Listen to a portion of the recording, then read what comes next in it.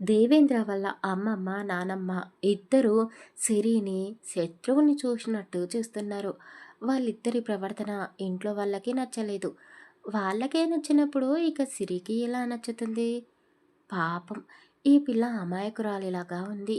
వాళ్ళ మాటలకు మనసు నొచ్చుకుందో ఏమో అని శ్రీరామ్, రాధిక, రాజేంద్ర, స్వప్నిక అనుకున్నారు. కానీ సిరి వాళ్ళని పెద్దగా పట్టించుకోలేదు. ముసలి వాళ్ళైపోయారు కదా! కాస్త చాదస్తం ఎక్కువగానే ఉంటుంది. ఇలాంటి వాళ్ళని మా ఊళ్ళో ఎంతమందిని చూడలేదు. నేను అని వాళ్ళ మాటలకు కాస్త కూడా బాధపడలేదు. అంతా దాంట్లో ముసలి వాళ్ళిద్దరికీ ఒకరంటే ఒకరికి అస్సలు పడదు. ఇద్దరు మధ్యాహ్నం వేసుకోవాల్సిన టాబ్లెట్స్ వేసుకొని కాస్త విశ్రాంతి తీసుకోవడానికని ఎవరి గదుల్లోకి వాళ్ళు వెళ్ళిపోయారు. హమ్మయ్య! ఇప్పుడు కాస్త ఇల్లు ప్రశాంతంగా ఉంది అని రాజేంద్ర నవ్వాడు. ఏంటి మీ ఇద్దరు ఆఫీస్‌కి వెళ్ళరా?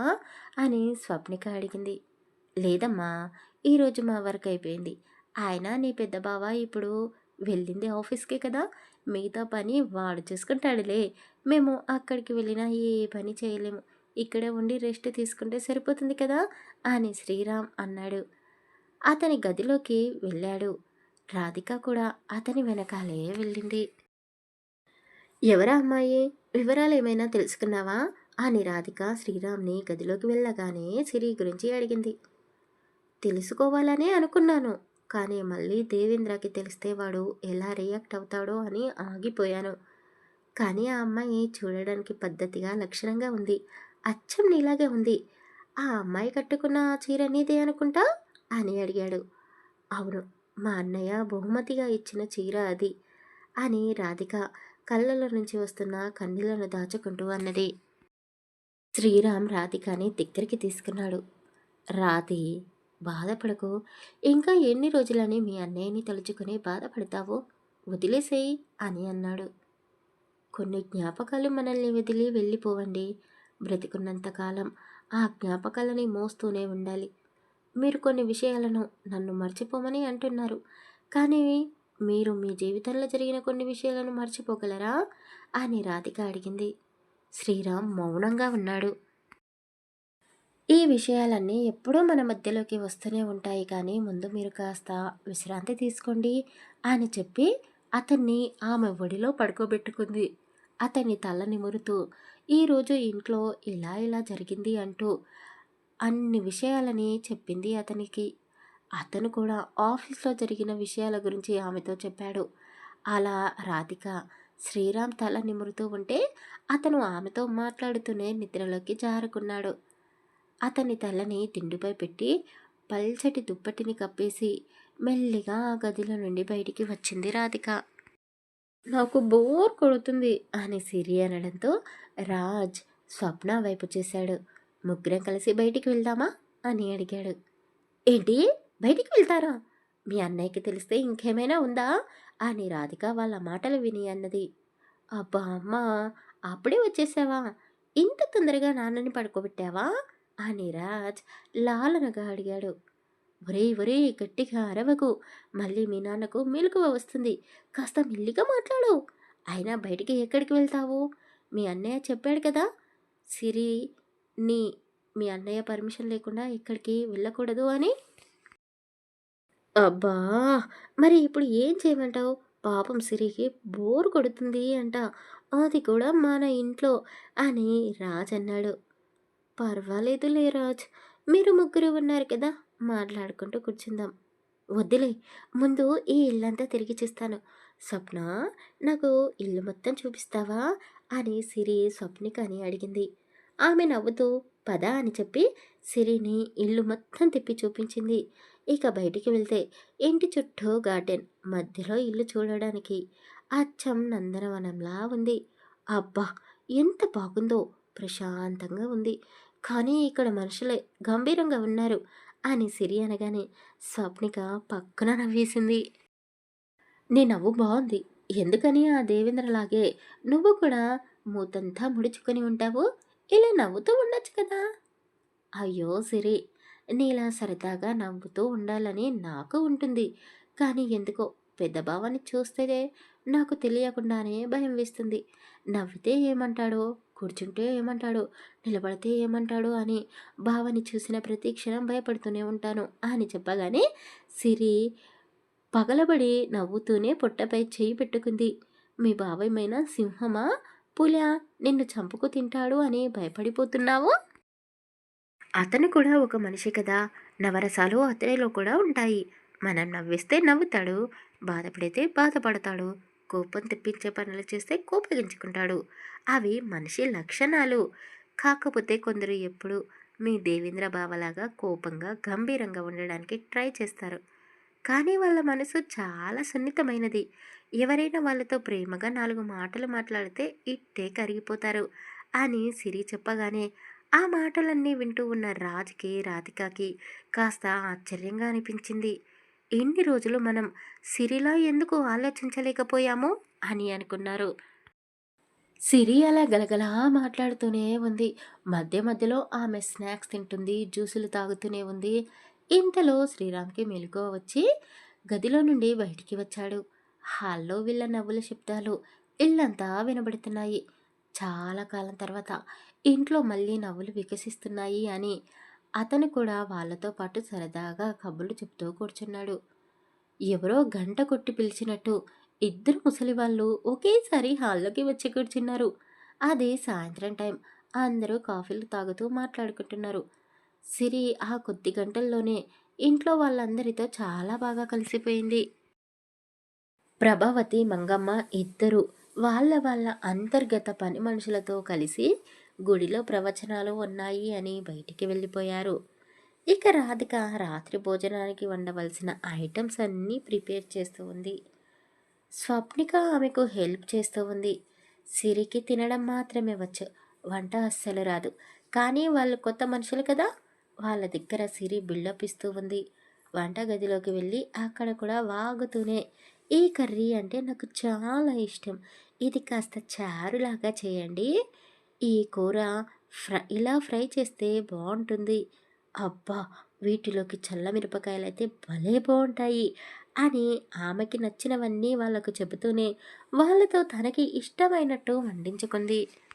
చీకటి పడిపోయింది. ప్రవచనాలకు వెళ్ళిన ముసలి వాళ్ళు తిరిగి ఇంటికి వచ్చేశారు. సిరికి బాగా ఆకలి వేస్తుంది. కానీ ఇంట్లోని వాళ్ళు తినకుండా ముందు ఆమె తినేస్తే బాగుండదు అని ఆకలిని తొక్కేసుకుంటూ వాళ్ళతో పాటు దేవేంద్ర కోసం ఎదురు చూస్తూ కూర్చుంది. అబ్బా! ఈ మనిషి ఇంకా రాడేంటి అని కాస్త కోపాన్ని తెచ్చిపెట్టుకొని అటు ఇటు తిరుగుతూ ఉంది.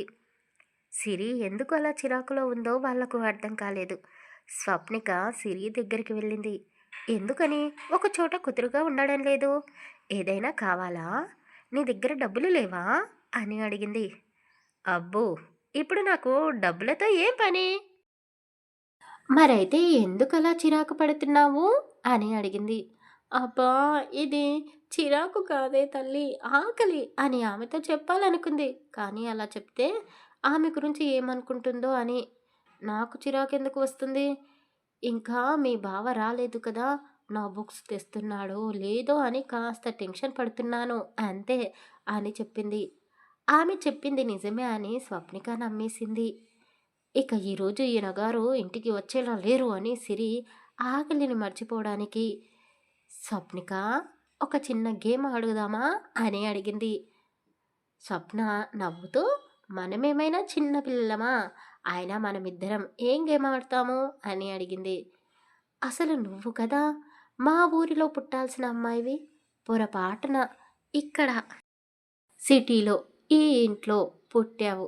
నువ్వు పుట్టింది ఈ జనరేషన్లోనే, కానీ నీ బుద్ధి మాత్రం అదిగో లోపల ఉన్నారే మీ అమ్మమ్మ, నానమ్మ వాళ్ళ కాలం నాటిది అని సిరి చెప్పగానే రాజు నవ్వుతూ, అబ్బా ఇన్ని రోజులకు నాకు సపోర్ట్గా మాట్లాడే మనిషి ఒకరు ఇంట్లోకి వచ్చారు. ఈ సప్పికి నేను ఎప్పుడూ ఇదే విషయం గురించి చెప్తూనే ఉంటాను.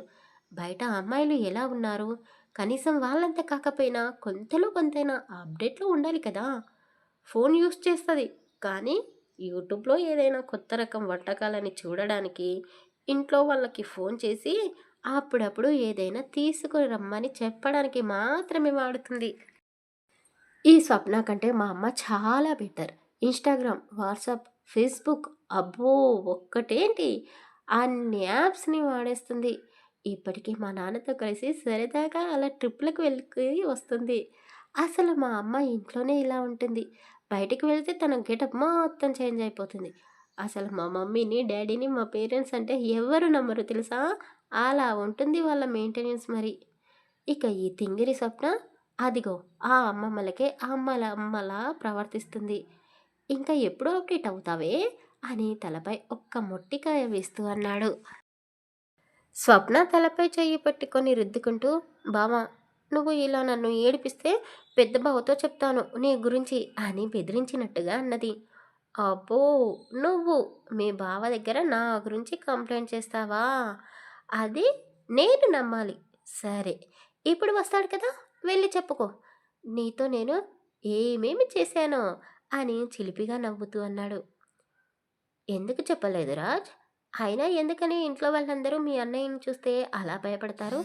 ఆఖరికి నువ్వు కూడా అతని ముందు సైలెంట్‌గా ఉంటావు అని సిరి చెప్పగానే స్వప్నిక నవ్వేసింది. అవును, నా ముందే ఇలా బిల్డప్ ఇస్తాడు.